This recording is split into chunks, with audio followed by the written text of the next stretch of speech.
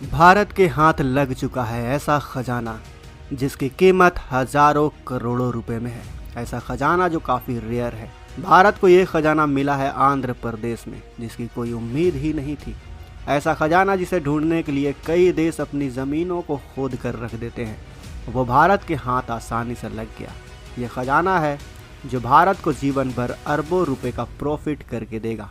अभी कुछ दिन पहले ही भारत के हाथ लिथियम के भंडार लगे थे, लेकिन अब ऐसा कौन सा खजाना लगा है भारत के हाथ, चलिए आपको बताते हैं। दरअसल दोस्तों हुआ यूं कि मंगलवार को एक रिपोर्ट के जरिए एक जानकारी दी गई कि एक हैदराबाद का इंस्टीट्यूट NGRI यानी नेशनल ज्योग्राफिकल रिसर्च इंस्टीट्यूट एक सर्वे कर रही थी नॉन ट्रेडिशनल रॉक के ऊपर, जैसे कि साइनाइट वो पत्थर होता है जो ज्वालामुखी के लावा से बनता है, और इसी नॉन ट्रेडिशनल पत्थरों का सर्वे ये इंस्टीट्यूट आंध्र प्रदेश के अनंतपुर जिले में कर रही थी।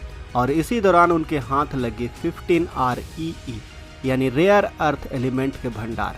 ये काफ़ी दुर्लभ खनिज माने जाते हैं, जिनका इस्तेमाल मोबाइल्स, टीवी, कंप्यूटर से लेकर ऑटोमोबाइल सेक्टर में बड़ी मात्रा में किया जाता है। दोस्तों ये कहना गलत नहीं होगा कि आज के युग में इन REE यानी रेयर अर्थ एलिमेंट के बिना हम सब का जीवन थम जाएगा। आप ही सोचिए, क्या आप अपने फ़ोन के बिना रह सकते हैं? क्या बड़ी बड़ी कंपनियां कंप्यूटर के बिना काम कर सकती हैं? क्या आज ऑटोमोबाइल्स के बिना एक जगह से दूसरी जगह जाया जा सकता है? बिल्कुल भी नहीं। यहाँ तक कि घर में खाना बनाने वाले मशीनों में भी इन्हीं रेयर अर्थ एलिमेंट का इस्तेमाल किया जाता है। दुनिया भर में जितनी भी मशीनें या इलेक्ट्रॉनिक्स वस्तुएँ हैं, उनमें इन्हीं REE का इस्तेमाल होता है। ये 15 REE मिले हैं। इनमें ज़्यादातर एपेटाइट, जिरकॉन, एलानाइट, सीरियट, टेंटलाइट, मेनाजाइट, थोराइट, कोलम्बाइट, पायरोक्लोरयूक्सनाइट और फ्लोराइट तत्व शामिल है। NGRI के वैज्ञानिक PV सुंदर राजू ने बताया कि अनंतपुर में विभिन्न साइज का जिरकॉन पाया गया है। साथ ही इन्हें स्कैंडियम और इथेरियम मिला है। स्कैंडियम का इस्तेमाल टीवी, लैंप्स और ज्वेलरी, स्टेडियम और स्टूडियो के लिए लेज़र और लाइटिंग के लिए किया जाता है, और ये सबसे महंगे REE में गिना जाता है। वैसे ही इथेरियम का इस्तेमाल रडार, ऐसे लेज़र जो मेटल को काट सकती हैं, आपके मोबाइल में जो display, colour, camera lens, heat resistance और शॉक रेसिस्टेंस को बनाना है। कैंसर को ट्रीट करने के लिए रेडिएशन थेरेपी में भी इथेरियम का इस्तेमाल किया जाता है। अभी तो हमने आपको सिर्फ 2 खनिजों के इस्तेमाल के बारे में बताया, तो सोचिए बाकी के खनिजों से क्या क्या बनता होगा और कहाँ कहाँ उनका इस्तेमाल होता होगा। जबकि रक्षा के क्षेत्र में भी electronics display, guidance system, laser और रडार और सोनार सिस्टम में भी इनका इस्तेमाल किया जाता है। वजन के हिसाब से अगर देखें तो पाउडर जैसे दिखने वाले ये एलिमेंट नाम मात्र के लिए इस्तेमाल होते हैं। अगर इन एलिमेंट का इस्तेमाल ना हो तो कई प्रोडक्ट काम ही नहीं कर पाएंगे। एडवांस होती टेक्नोलॉजी को देखते हुए कहा जा सकता है कि इन एलिमेंट की ज़रूरत बढ़ने वाली है। जापान में तो इन एलिमेंट्स को सीड ऑफ टेक्नोलॉजी यानी तकनीक का बीज कहा जाता है। इसी से आप समझ सकते हैं कि ये भारत के लिए कितना ज़रूरी है। अब आपके मन में ये सवाल आ रहा होगा कि ये रेयर कैसे हैं, तो आपको बता दूं कि ये रेयर इसलिए है क्योंकि इन्हें ढूंढ निकालना काफ़ी मुश्किल होता है।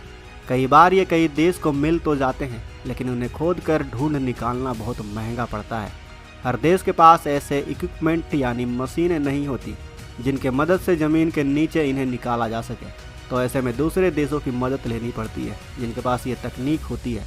उदाहरण के लिए आप अफ़गानिस्तान को ही ले लीजिए, जहाँ तेल और रेयर एलिमेंट के भंडार तो बहुत हैं, लेकिन उनके पास ऐसी तकनीक नहीं है जिनकी मदद से इन तेल और रेयर एलिमेंट को निकाला जा सके। लेकिन भारत के पास वो सभी तकनीक मौजूद है जिनकी मदद से भारत इन्हें निकाल कर हज़ारों करोड़ों का मुनाफा कमा सकता है।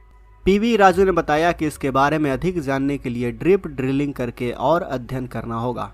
उन्होंने बताया कि इन एलिमेंट्स का एरोस्पेस, क्लीन एनर्जी, डिफेंस और परमानेंट मैग्नेट को बनाने के लिए इस्तेमाल किया जा सकता है, लेकिन जो चीज़ अभी तक इस मामले में सरकार के माथे पर चिंता की लकीर खड़ी कर रही है, वो है इनका रेडियो एक्टिव मिनरल के साथ पाया जाना।